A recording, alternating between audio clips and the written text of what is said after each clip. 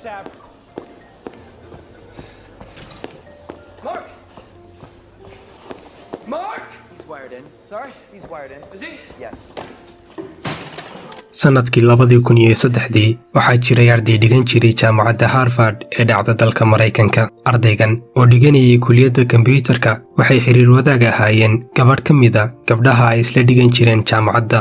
xiriirkan u dhaxeeyay labadan arday wuxuu ahaa mid dhaleecayn iyo muran ku suntanaa maxaa yeelay ardaygani wuxuu ahaa mid si joogto ah u dhaleecayn jiray gabadhan ay xiriir wadaagga yihiin. maruu dhaleeceeyo qaab hadalkeeda, qaab socodkeeda iyo xitaa qaab fariisigeedu ayuu ahaa, taasoo si joogto ah uga dhex curin jirtay muran joogto ah labadan arday. maalin maalmaha ka mid ah waxay ahaayeen kuwo fadhiya makhaayad kana cuntaynayay sida caadada ah. waxay isweydaarsanayeen hadallo ka hor intaanu bilaabin ardaygii dabeecaddiisii qalafsanayd, isagoo dhaleecayn ku bilaabay inantii saluugu salugsan yahay qaabka ay u hadlayso iyo xarakaadka ay samaynaysaba.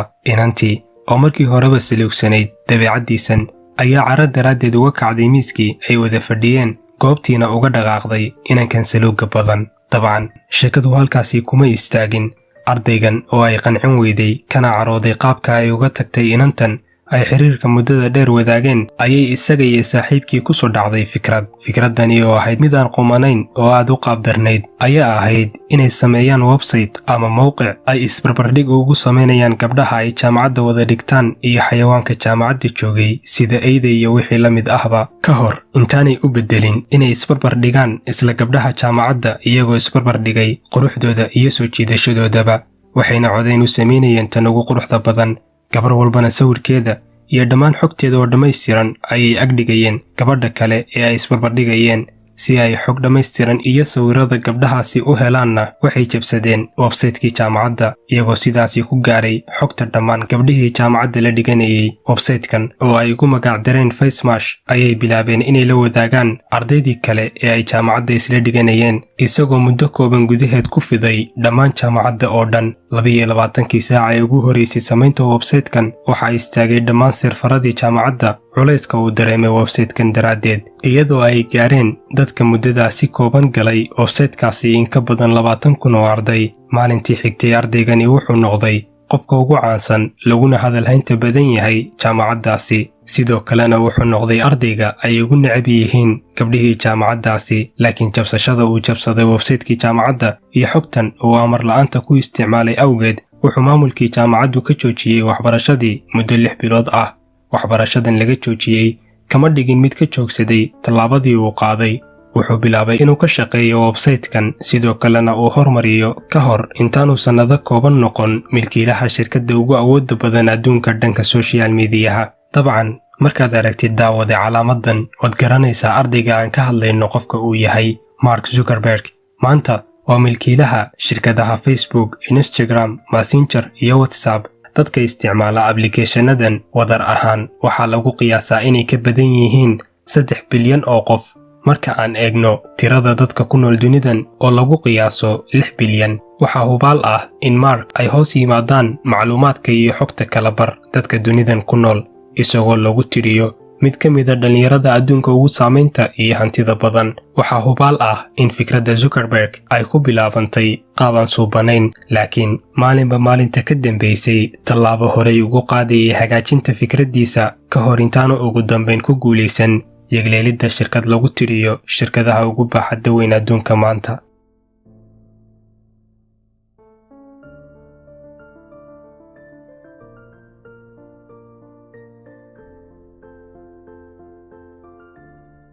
maalin maalmaha ka mid ah Ivan Spiegel iyo saaxiibkii Brown oo kaftamaya ayuu Brown yiri fiicnaan lahayda haddii la samayn lahaa application ogolaanaya inay tirtirmaan sawirada aan u diray saaxiibadayda. kelmaddan oo kaftan ka ahayd Brown ayuu Spiegel ku yiri isla markiiba fikraddani waxay u dhigantaa $1 milyan. waxaa hubaala inaanu Spiegel malaysanayn xilligaasi in fikraddaasi aysan noqonayn $1 milyan oo keliya, balse ay noqonayso mid ku fadhida $10 bilyan.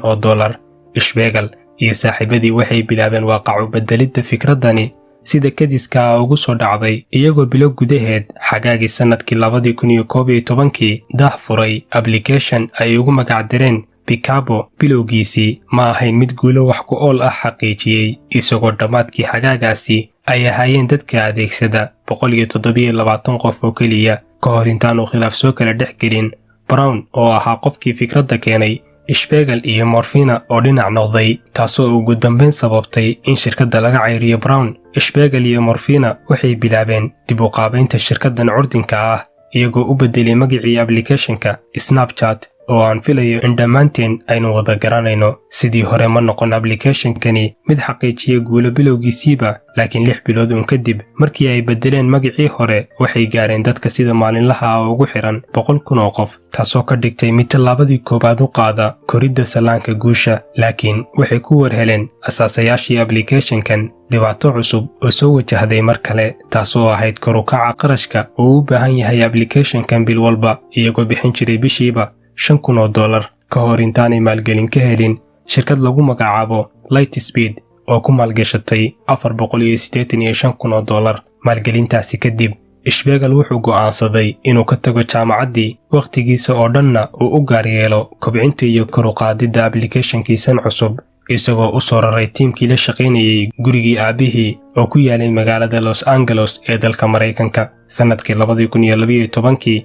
wuxuu idlaaday iyagoo ay gaareen dadka sida maalinlaha ah ugu xiran applicationkan in ka badan 1 milyan oo qof. Kobcani xawaaraha sare ku socday ee ay ku tallaabsanaysay Snapchat wuxuu cabsi geliyey shirkaddii aynu kor ku soo xusnay ee Facebook oo iyadu ahayd tan ugu awoodda badan caalamka social mediaha, waxayna damacday inay 23 jirkan kagala wareegto applicationkan adduun gaaraya $3 bilyan. Laakiin Spiegel lacagtan aadka u badan kama dhigin mid xaraasha applicationkiisan, isagoo diidmo qayaxan ugu jawaabay Facebook. Maanta Snapchat dadka sida maalinlaha ah u isticmaala waxaa lagu tilmaamaa inay ka badan yihiin 203 milyan oo qof maalin walba, taasoo ka dhigaysa mid ka mid ah applicationada ugu awoodda badan caalamkan social mediahu noqday aaladda loogu adeegsiga badan yahay.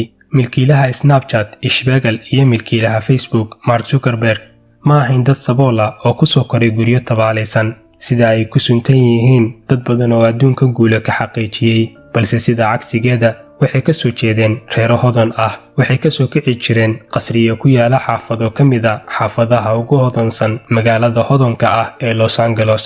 Waxay dhigan jireen jaamacada tun weyn oo lagu tilmaamo kuwa ugu qaalisan adduunka sida Harvard, laakiin waxay awood u yeesheen yagleelidda noloshooda u gaarka ah. Waxay maalmo iyo habeenno dhan u dhafreeyeen sidii ay u samayn lahaayeen riyadooda u gaarka ah.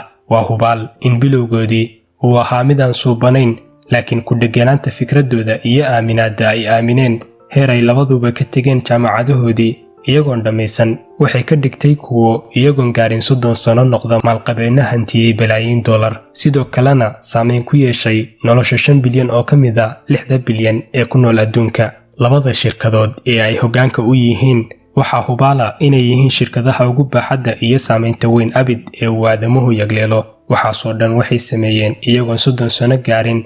Haddii aan si kale u dhaxno, iyagoo da'da aad maanta jirtid oo kale jira daawade, haddaba aamin naftaada. Haddii ay jirto fikrad ka guuxaysa maankaagana isla maantaba bilow fulinteeda. Haddii kale maalin aan maanta ahayn ayaad si qoomamo ku dheehan tahay isku weydiin doontaa maxaan horay ugu bilaabi waayey.